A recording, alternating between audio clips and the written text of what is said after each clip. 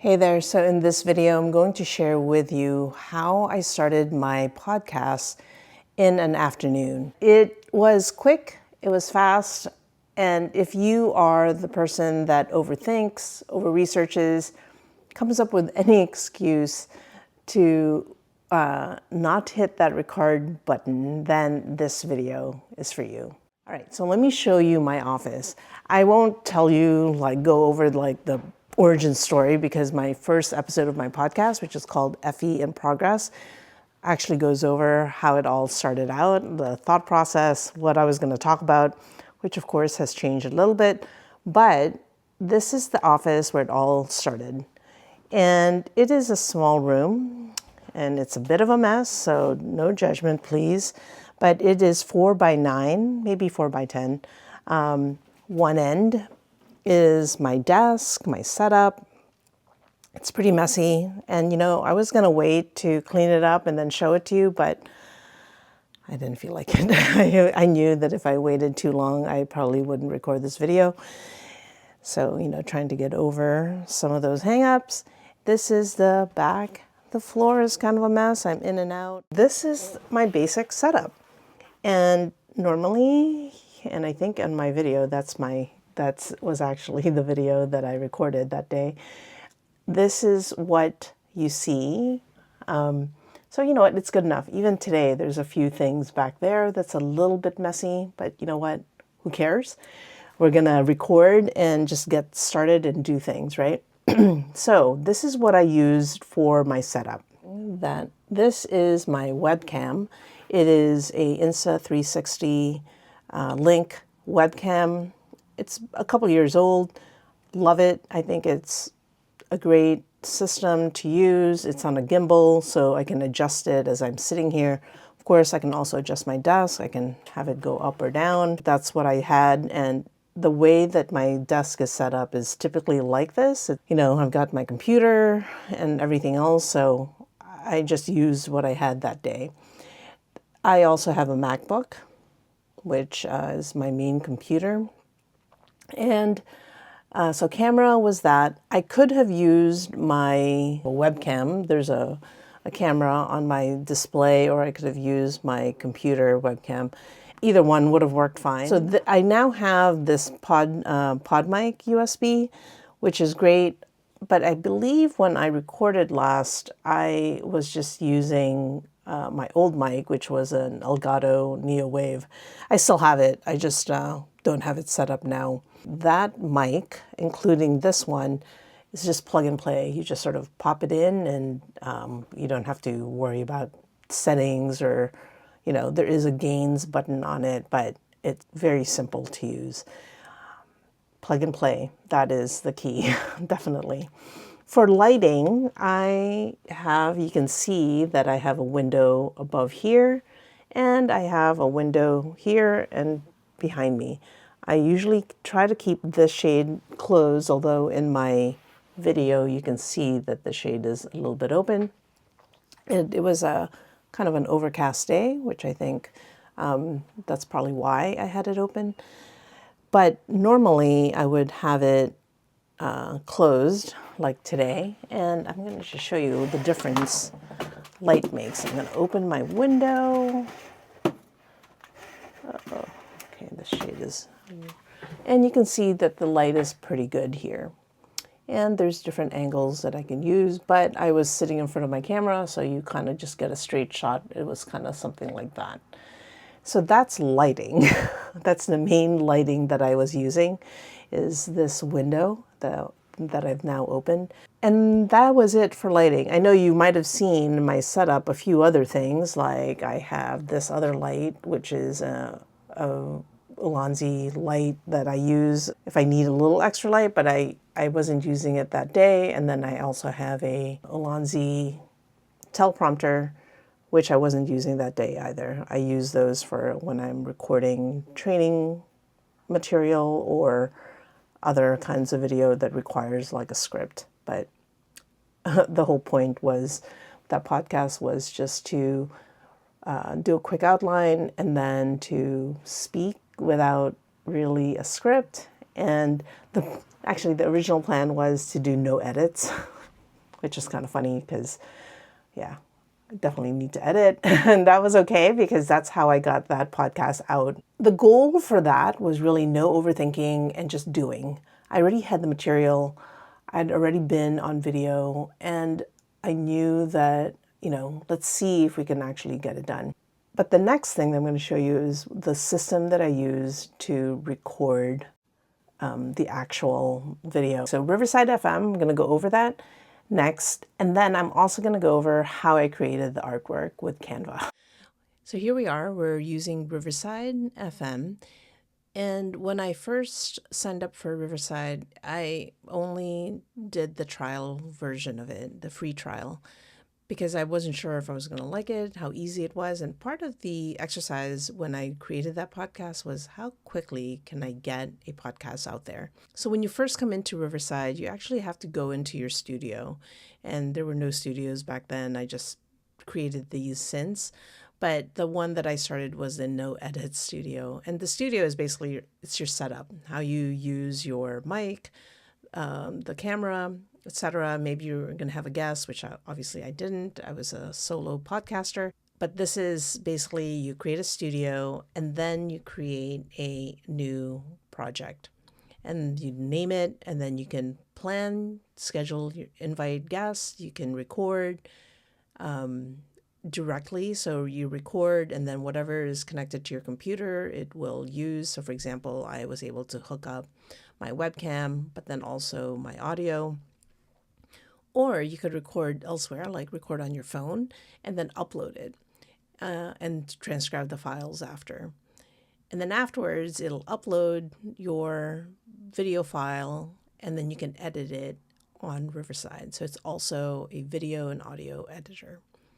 And there's some other AI voice stuff here, convert text to speech, which I have not used, so can't talk about that. You have Riverside FM, you create a studio. I was under no edits, and I'm just going to show you the first one. So this is my first recording. Whatever you record gets added here. Because it was a trial version, it was a lower resolution. It was not at 4K, although you can record at 4K.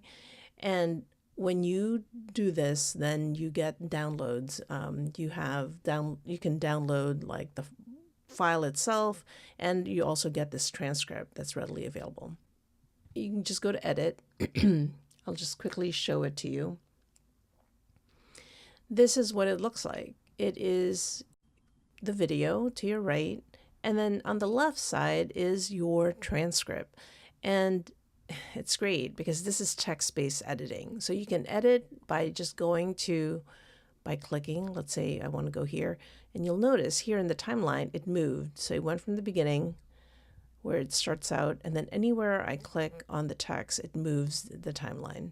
So which is awesome because then you can just say, okay, what did I say here? And then you can just hit play. That journey in terms of trying to manage that. And I went through and did a few little edits. I think mainly in the cutting this, like, see how there's this long, you can tell. And if I play this, I'm just looking at the screen as I'm recording. So I cut that out. And then at the very end, let's just see. I think I might have just cut a little bit at the end. Very little, actually. But that's it. You have a timeline and you have text. And you can go in here and make changes. Like I can go in and highlight, and then I can delete certain things. The other features that's great here is you can remove pauses, which, look, I paused 134 times, which totals about 2 minutes and 12 seconds.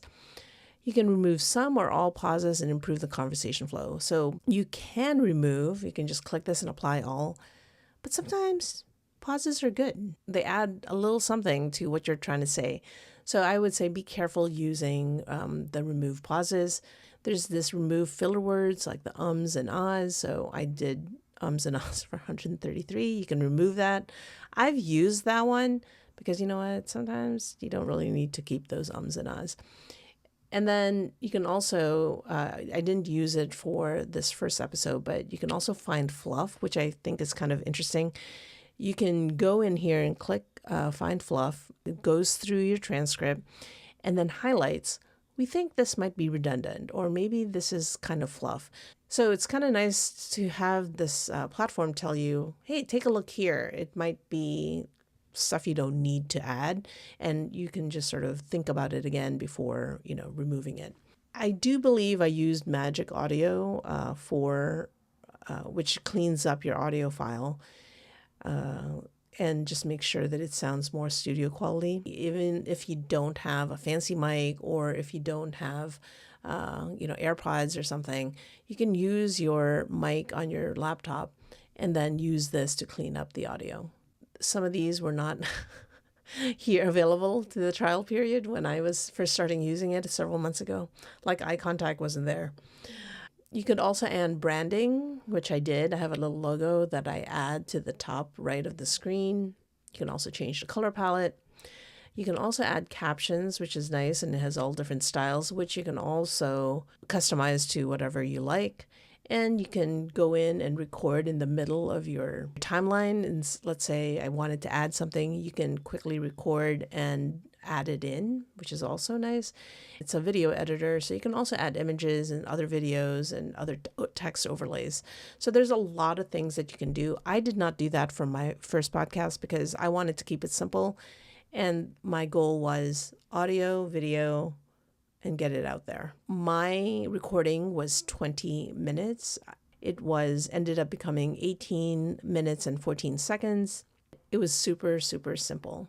And that was it. I recorded for 20 minutes, maybe spent another 25 minutes doing some editing, learning how to use Riverside. Again, super easy to use. So if you're kind of new to editing, Riverside might be a good option for you. I do have a link below that is a affiliate link. It's not even just for podcasting. You can use this for just regular video editing as well. So the other app that I used was Canva, and many of us have Canva likely, and I needed a podcast artwork. So, the square logo thing, and this was the first one. I just took an old picture, I took a template and used it, and that was it. And that was actually the first name was... First was no edits, and then it was figuring things out. And you can see then I switched it to FE in progress, and here's sort of like how it changed over time. I think I landed with this one, the final, but this was my artwork. And then at some point I had my thumbnails, which I basically eventually changed it to this one, figuring it out with just FE no edits, which seems redundant now that I look at it. Then I finally changed it to FE in progress, and it's since changed a bit. It took me longer to get this set up. Just doing, fussing around with the thumbnails and the logo, like that was the thing that took me the longest. Just even doing this was like, looking for a picture, looking at the templates, that took like an hour. And then it took me a little bit more time after I uploaded to then create the description. The goal was to get this thing out there and to start making decisions about whether or not this was something that I was interested in doing. As I chose to use YouTube podcast as my first entry into podcasting, like the platform I was going to make it available to, because I already had a channel and I knew it'd be easy. So I just hit create, and you can say new podcast because I did not have a podcast at the time. And once you hit new podcast, you can say I create a new one, or set an existing playlist as a podcast, or submit an RSS feed. So I hit create new podcast, and then it walks you through how to create it, all the things you need, which essentially is just a description, that artwork, and a name. And that's why I was like, okay, don't overthink the name. I can always do it later. So basically it's your playlist that becomes a podcast. And here's my playlist, and here's my podcast. And you can see it has the podcast icon on it. And you can go here, and these are all my videos. My video counts, there's 8 of them.